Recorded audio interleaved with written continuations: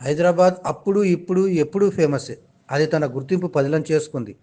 దినం దినం ప్రపంచ నలుమూలలా తన ఉనికిని చాటుతోంది. ఈ పేరుకున్న బ్రాండ్ అలాంటిది. దీనికి తోడు తాజాగా సర్కార్ తీసుకుంటున్న నిర్ణయాలు, అభివృద్ధితో పాటు దీని చరిత్ర కూడా మన హైదరాబాద్‌ను ప్రపంచ నగరాల్లో అద్భుత నగరంగా నిలుపుతోంది.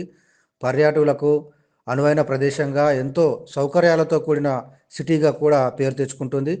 ఇప్పుడు హైదరాబాద్‌కున్న పేరు మరింత మెరుగవుతూ వస్తుంది. సీఎం రేవంత్ రెడ్డి తీసుకుంటున్న చర్యలు కూడా దీనికి ఇతోధికంగా సహాయపడుతున్నాయనే చెప్పవచ్చు. ప్రపంచ వేదికపై హైదరాబాద్ మరలా తన స్థాయి చాటుకుంటున్నది. 2026కి సంబంధించిన వరల్డ్ బేస్ సిటీస్ జాబితాలో 82వ స్థానం సాధించడం ద్వారా శాశ్వత చరిత్రను ఆధునిక ఆవిష్కరణలతో కలిపిన అపూర్వ నగరంగా గుర్తింపు పొందింది. Sites and landmarks, family friendly ఆకర్షణలు విభాగాల్లో అగ్ర స్కోర్లు సాధించి ఈ నగరం నివాసులను ఆకట్టుకుంటూ సందర్శకులను కూడా మంత్రముగ్ధులను చేస్తూనే ఉంది. రేవంత్ రెడ్డి ముందు చూపు నాయకత్వం హైదరాబాద్ వేగాన్ని మరింత పెంచిందనే చెప్పాలి.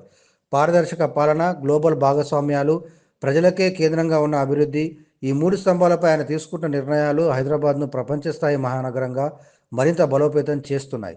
Technology, life sciences, global innovation రంగాల్లో హైదరాబాద్ చూపుతున్న వేగవంతమైన అభివృద్ధి, జీనోమ్ వ్యాలీ, టీ హబ్ 2.0, ప్రముఖ ఫార్మా సంస్థలు వంటి హబ్లతో ఈ నగరాన్ని ప్రపంచంలోనే అత్యంత వేగంగా ఎదుగుతున్న జ్ఞాన, ఆర్థిక కేంద్రాల్లో ఒకటిగా నిలబెడుతోంది.